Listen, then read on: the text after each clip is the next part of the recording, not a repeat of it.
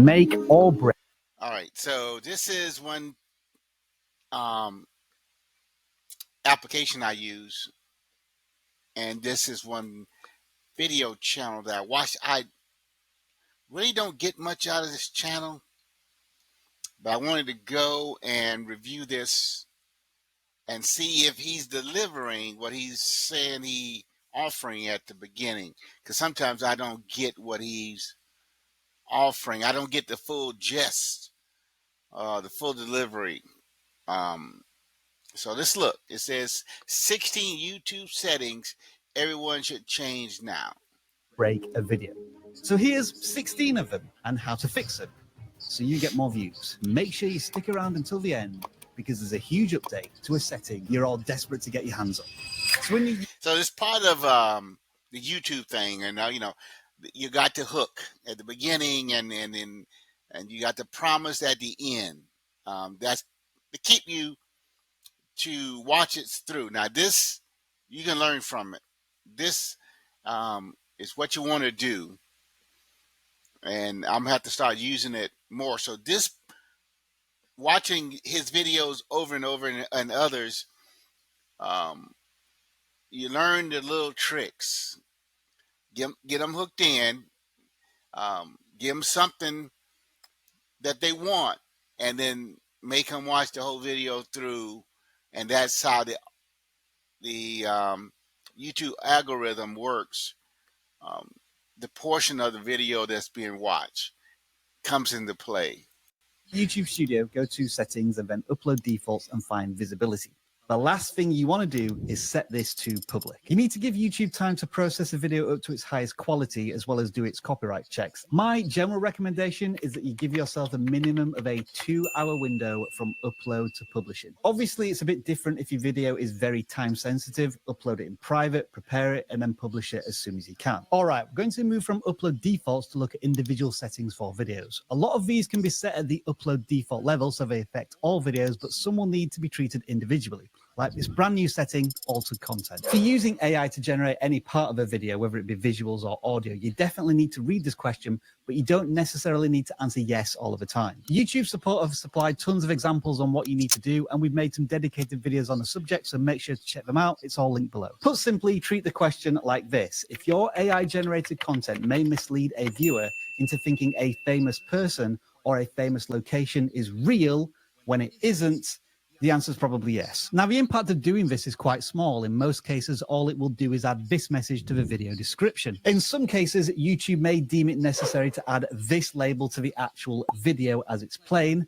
but YouTube says that this shouldn't impact the discovery of the content or monetization. However, this does all hinge on you answering the altered content question correctly. If you don't, there are penalties, demonetization, removal of the content, possibly worse. The next setting is pretty much a legal requirement. You've got to declare whether or not the video is exclusively made for kids. Now, in many cases, there will be audience overlap, which means that the content isn't solely made for kids, such as the Marvel franchise. I'm interested in it, and I'm clearly not a child. On the other hand, something like Coco Melon Nursery Rhymes is definitely aimed solely at children and is rightly labeled as such. So the question is this: if the video would only be enjoyed by children under the age of 13, then it is made for kids. Now, there are some pretty big implications of making content exclusively for children, including all of this stuff: no comments, cards, end screens, super chats, the list goes on. But the penalties for not being truthful with this question are pretty dire. In most cases, YouTube will just override your answer and set the video as made for kids,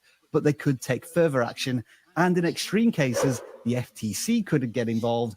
It's a big fine, unlikely, but it's not worth the risk, right? One of the less well-known settings now, and that's whether or not to notify your subscribers when a video first goes public. It is very rare that you'd want to turn this off, as naturally you want your videos to have the widest distribution as possible. But there may be rare circumstances, such as when you upload a dedicated channel trailer, or when you definitely know that this video is not going to resonate with your core audience, that you want to turn this setting off. Ultimately, what you're trying to avoid here is bad viewing signals being sent to the YouTube algorithm about your video early on in its life. Now, this is a setting I use all of the time. It's found under visibility, and it gives you the option to schedule your video to go public at a date and time in the future. You're probably not aware of this, but we do schedule our videos to go public every Monday and Friday at exactly the same time to create a subconscious watching habit within our audience. And this is backed up by data from VidIQ's Best Time to Post tool, but also from data found in the analytics section of the YouTube Studio. This panel will show you when your viewers are on YouTube. So obviously you want to target the release of your content around the same.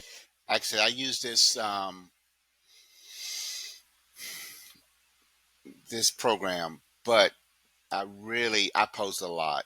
Um, I'm, I use other YouTubers to guide my posting. So this is one way of doing it, but I post a lot and I post throughout the day, and because I'm experimenting too. So I just don't go just by what is it? Oh, I can't even think the name of this one. I'm looking right at it. But anyway, I don't use this as much as he's promoting it, but it's a tool. So you might find it useful. You might not. Same time. Now, unfortunately, for many small channels, this data might not be available. But I do have one more trick I want to show you. You can see from the real-time views in your analytics how your audience comes and goes. In this example, it is clear that there is a surge of views every day around about late afternoon. So we publish videos as that surge starts to rise in the early afternoon. So the tip here is to publish your videos 2 or 3 hours before the peak of your audience on YouTube. Unless the video is time sensitive, publish it as quick as you can. Now, YouTube do state that the publish time of the video does not impact its long-term performance. But at the same time, you don't want to publish your videos when none of your viewers are on YouTube, right? It just doesn't make any sense. And as a bonus tip, try publishing your videos not at the top of the hour. Say, Well, the thing is, I work at night, so I view it at night. While I'm out doing my rounds and different things, I might be listening to something or take a lunch break. So viewership is 24 hours a day. I mean, and then you have different countries. I know the target audience generally is United States, but I have viewers and subscribers all around the world. I'm still growing, but myself personally, right or wrong, I really don't think it affects me when I publish. People are still searching. The algorithm might not um, help me or hurt me during that time, but we'll see. 1:15 or 6:45.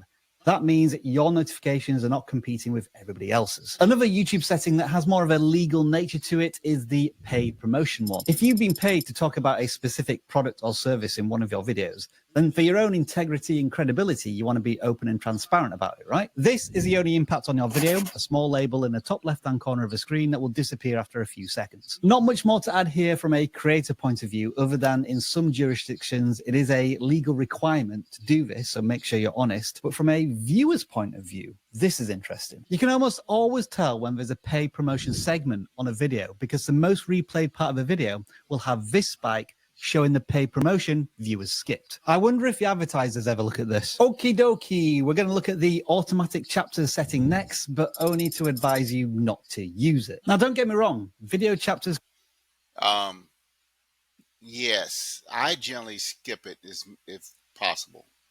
can be extremely helpful for longer videos, especially educational ones. But automatic chapters can sometimes spoil the video, and they're not terribly accurate either. So here's a crash course in how to manually create chapters. In the description, write a timestamp like this, 0:00. Then give it a title. Next, do exactly the same thing with a new timestamp, and that will create another chapter, and so on and so on. Now, I do this for every video, and I'll tell you why. It kind of acts like a final proofread of the video once it's been uploaded to YouTube. Check that everything's right before I press publish. Adding video chapters will have an unavoidable impact on audience retention, which you can check in the analytics of the video. But ultimately, chapters are designed to help viewers. And if they're happy, YouTube is happy. All right then, deep breath, everybody. Let's talk about YouTube categories. because somebody's got to. You would think categories might be quite important, especially when YouTube says this will help viewers find videos more easily.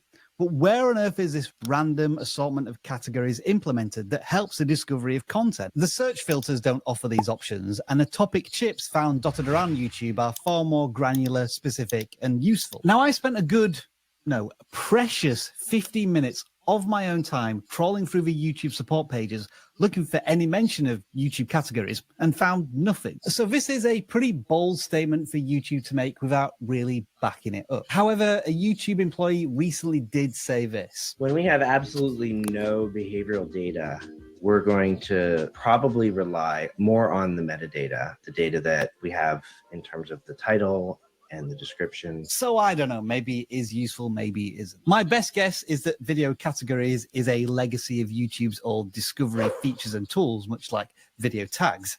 Yeah, we'll get back to them. So the advice here is pretty simple. Set the video category as close to what you think it should be for your video, and don't sweat it. For the gaming category, it does let you search for the specific game you're covering, and it will appear in the description of the video. But let's be crystal clear about this. The success or failure of a video is not going to be solely determined by its category. All right, we got two settings now that I've got to confess, I don't entirely know what they do. Automatic places and automatic concepts. And I say this because despite how they're described, I haven't seen these out in the wild on YouTube. Automatic places talks about highlighting key places in a carousel in the description of your video. Gotta confess, I myself have never witnessed this feature on YouTube. It could be useful for travel channels, but at the same time, there's concerns over privacy. So to play it safe, you might want to turn this setting off. There's also a setting that allows you to manually add a specific recording location if you need to, but from a search and discovery perspective, it's probably better to add any location as a hashtag in the video description. Automatic concepts seems to suggest it will turn your video description into a mini Wikipedia, but again, I haven't seen it on YouTube, so I can't be sure. And it's experimental, so it might not last that long anyway. I think the point I'm ultimately getting to here is that anything that describes itself as automatic should be scrutinized long and hard before you leave it on. Because I guarantee you there are creators out there who have looked at their videos and said, why is this there? I didn't turn it on. And you probably did by accident, or YouTube had this automatic setting on by default, which is really annoying. Here's a question you probably never thought to ask yourself. Should I allow my content to be freely used by any creator on YouTube? Well, there is a setting that will allow you to do this. To boil it down to its simplest explanation, the Creative Commons license allows anyone to use any part of your video without asking permission from you first. On the face of it, it sounds absolutely bonkers to give your content away for free for anybody to use. But the not unreasonable counter argument is that by doing this, you're potentially giving your content a much greater opportunity to be seen by a wider audience, just not originally from your videos. Only you can decide whether or not it's worth switching to this setting, but there is a softer, lighter version of content sharing coming up now. It comes in the form of something called Shorts Remixing. This enables only YouTube Shorts creators to grab small snippets of audio or video from your content to use for their shorts. Beyond the fact that your content can only be used for shorts, the key difference here is that the Creative Commons license is kind of universal. Theoretically, somebody could download your entire video off of YouTube and use it for, say, Instagram or TikTok. With Shorts Remixing, everything is contained within the platform. Creators have to use YouTube tools to remix the content, and there are analytics set up in the YouTube studio to show you, the creator, how often your videos are remixed. Something to bear in mind is that the Creative Commons license setting is turned off by default, but the Shorts remix setting is turned on by default. And this is probably something that you want to set at a upload default level so it affects all videos going forward. The comment settings, let's keep this nice and simple. Every creator should have at least basic moderation on. However, if you expect trolls and don't want them on your channel, or your content could be controversial, or you just don't want negativity floating around your video comments, then set this to strict. There's also a relatively new feature here, which is to pause comments. The benefit of this is that it keeps all existing comments on a video, but prevents users from posting new comments. And since we are on the topic of comments, now might be a good time to deviate into the channel settings and then go to community and scroll all the way down to the bottom of the automated filter screen to see V settings. What you see here are tons of emojis bad actors seem to use to spam our comments. But obviously you can use this box to write down all of the profanities and crude words you don't want to see in your comments. You're also likely going to need to block context-specific words relevant to your niche. For us, it's stuff like sub for sub, audit my channel, give me a shout out. And of course, the ultimate spam killer, URL links. Nobody wants to see them in comments, and handily, it doesn't block you from posting links in the comments of your own videos. Okay. Let's get back to YouTube settings now and ask the question of whether That is helpful, and I see a point in that. So that's so far so good, but I guess my expectations when he sets it up is more than what generally I get delivered. or not you should show viewers how many people have liked the video. Yes, you should. Now, I'm not sure you'd call this one a setting, it's more of a feature, but it is only available to YouTube Shorts creators, and it's called Related Video. With this feature, you can directly link a YouTube Short to any of your other videos. When the short is being played, the link to that video will appear towards the bottom of the screen. Now, ideally... Now, I didn't know that. I did not know that. So that's be something I'll be looking through my videos and to see. You want that short to be directly linked to the long form video in some way. And when we've tested it, we've got a click-through rate of around about 10%, which is not bad. They're basically free views. All right, if we are starting to talk about features, let's address the elephant in the room, video tags. This is what a YouTube employee had to say about them 5 years ago. We do look at tags a little bit, but not as much as creators think we do. I would strongly encourage everybody to spend, 99% of their metadata time on the thumbnail, the title, maybe 0.5% on that description. Now, in 2024, I'm tired of trying to convince creators not to stress about tags. So instead, I'm going to show you how to spend no more than 30 seconds on them. The title of this video is Growing on YouTube, right? So if we scroll down to the video tags, we can see that with the VidIQ browser extension installed, it's already suggesting relevant tags. So I can add a couple of these and then click refresh tags to get more specific and relevant tags until I've added, half a dozen or so of these, and then add the channel name, and that's it. Video tags, job done in under 30 seconds. And if you want to be even more efficient about video tags, just do a search on YouTube and copy the tags from a video and then remove the tags your video won't need. But again, I want to stress, just like video categories, video tags will not define the success of your content on YouTube. However, something that could make a real difference to the success of your videos is A/B thumbnail testing, or what YouTube likes to call test and compare. With this settings/feature, you can upload up to 3 thumbnails per video to find out which is the most attention grabbing. Whichever thumbnail has the best numbers after a test period, YouTube will use as your main thumbnail going forward. We here at VidIQ have been fortunate enough to be part of the beta test for this tool, and it is awesome. But as time of recording, I know you only have one question. When are we all going to get it? Our goal is to launch the feature to all creators by this summer. Why is it taking so long, you might ask? We've been listening to and iterating on feedback from our beta testers and want to make sure the feature is in the best shape possible for full launch. Oof. Few more months to brush up on your thumbnail skills then. All right, you lucky people who've made it this far, we've got one final bonus setting/feature, and it's the only appropriate one we can show at this point in the video. End screens. If a viewer gets to the end of one of your videos, there's a high chance you can push them to watch another one of your videos if you do it correctly. And this is how we do it. We pick one very intentional video that we're going to do a call to action to. And we know this works because end screens have generated 500,000 views for our channel over the last year. What you need to do is create a natural and logical link between the two videos and really sell the value of what the viewer can get if they continue to watch. For example, you've just watched an entire video about all of the settings that can make or break a video. But what about your channel? There are mission critical things you need to do at the very start of your YouTube journey, and this is where you'll find out how to do them. Did you see what I did there? Well, you saw what he did. I still don't see to delivery, the expectation, the build up. Maybe I missed something, but let me know what you think, and leave a like and subscription. Subscribe, I say. Appreciate you watching. Let me know. Thanks.